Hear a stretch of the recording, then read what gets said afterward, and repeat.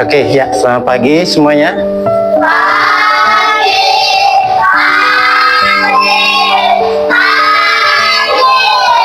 Oke, sekarang kita lihat lagi di bab 5 tentang algoritma dan pemrograman sambil menunggu ini ya.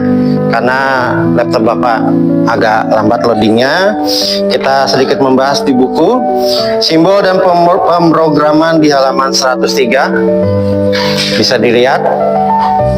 Ya, kita sudah pernah membahas ini, minggu lalu juga kita membahas. Sekarang Bapak tanyakan kembali kepada kalian, siapa yang masih ingat tentang algoritma? Siapa yang masih ingat algoritma? Ayo, algoritma. Siapa yang masih ingat? Apalagi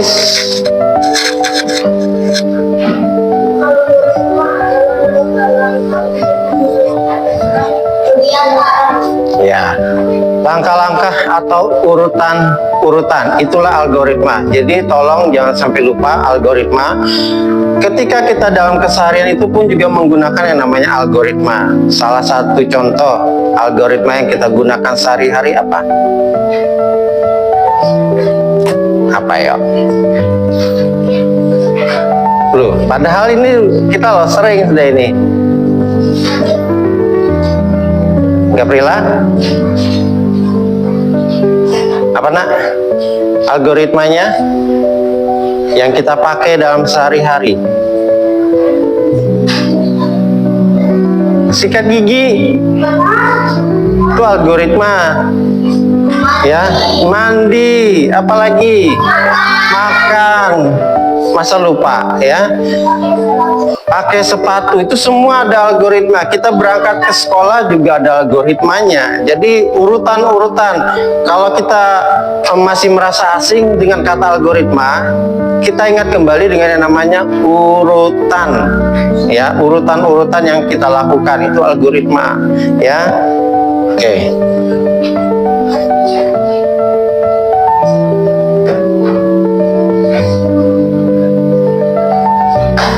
Nah, sebelum ke sini Bapak masih menanyakan tentang algoritma lagi. Tadi ada yang menyebutkan algoritma tentang makan. Apa algoritmanya makan? Atau sarapan pagi deh. Apa dulu? Apa? Pada setiap hari kan makan ya?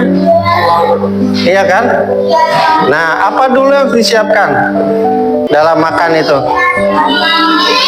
Piringnya dulu, lalu apa lagi? Nasi, lauk. Nah, jadi yang pertama adalah kita harus siapkan dulu piringnya, ya enggak? Kemudian sendoknya, kemudian garpunya kalau diperlukan. Lalu ke mana lagi siapin? Nasinya. Lalu apa lagi? Lauknya. Kemudian kita beralih ke kita mau berangkat sekolah. Yang kita siapkan urutannya apa aja? Sepatu, seragam, kaos kaki. Nah, itu jangan sampai urutannya menjadi acak. Harus sesuai urutan. Kita kan sudah mandi, sudah sarapan, kita mau berangkat sekolah. Yang pertama harus disiapkan adalah sepatu dulu. Oh ya, bajunya sudah kan, sudah selesai. Baru kita ke sepatu, lalu kita tas ya, lalu kita berangkat sudah ke sekolah. Jangan lupa yang mengantarkannya dibawa papa atau mama ya. Kalau enggak, masa berangkat sendiri ya, Gojek. Oke, selanjutnya adalah kita lihat di bagian bawah ada gambar ya. Ini seperti sebuah peta di mana ada si Wulan yang akan pergi ke taman bermain. Sekarang ini kita sudah pernah Bapak sampaikan, ini kalau dia ke sana berarti kita nyebutnya apa? Maju ya. Lalu kita apa lagi? Berbelok ke atas, arah atas ya, atau ke arah kiri juga bisa. Lalu kita kemana lagi? Ya, belok kemudian lurus ya. Lalu lalu, dan lalu, terus, kembali lagi, terus, terakhir. Lalu sampailah ke taman bermain. Sekarang salah satu contoh. Algis mau ke ruang guru. Algoritmanya apa saja? Keluar kelas, lewati pintu, lalu belok dulu, lalu turun, lurus, lalu belok. Itu salah satu contoh sederhana algoritma juga, ya. Jadi algoritma itu bersifat luas, baik yang keseharian kita ataupun yang tadi arah mau kemana, ya, seperti itu. Bapak masih sedikit membahas tentang ini.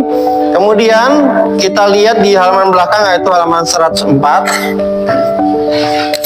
Halaman 104. Pada gambar tersebut, jalur yang dilewati ular digambarkan dengan simbol anak panah. Nah, yang ini adalah tadi sudah bergerak ke kanan, bergerak ke kiri, bergerak ke atas, bergerak ke bawah atau yang lurus. Ini tentang robot. Robot ini bernama Ruby. Ruby dapat berjalan, bersuara, dan menggelengkan kepala.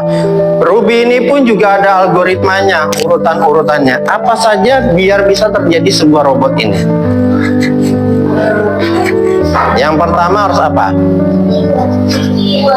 Kumpulkan bahannya dulu, ya. Tapi sebenarnya pertama adalah konsepnya dulu. Kemudian kedua adalah bahan-bahan. Ketiga, membuat rangkaian. Lalu keempat,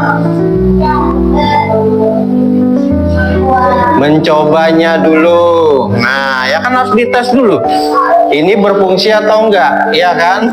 Nah, setelah itu kalau ini berhasil, yang kelima adalah dijual atau dipasarkan, ya. Itu salah satu algoritma sederhana. Sekarang Bapak mau coba ini ke slide-nya. Oke, algoritma dalam kehidupan sehari-hari sama seperti tadi. Ini adalah panduannya. Ya, bentar ya. Nah, algoritma ini ya tadi serangkaian langkah terstruktur untuk mencapai tujuan tertentu, atau langkah-langkah tadi urutan-urutannya untuk mencapai suatu tujuan tertentu, seperti itu. Dimulai dengan yang namanya konsep. Di sini tidak ada di buku, tapi Bapak sedikit kembangkan biar menambah pengetahuan. Kemudian serangkaian dasar langkah yang terstruktur, bukan kode, konsep dasar, bukan implementasinya, ya, bukan yang akan dilakukan, seperti itu. Contoh, resep masakan adalah algoritma atau bagian dari algoritma. Benar nggak resep masakan itu ada algoritmanya? Apa contohnya? Resep masakan. Yang pertama, kita harus menyiapkan dulu. Kemudian yang kedua, menyalakan kompor, ya. Iya, peralatan-peralatannya itu. Kemudian barulah kita bisa nyalakan kompornya, ya. Jadi dari resep masakan itulah ada urutan-urutannya.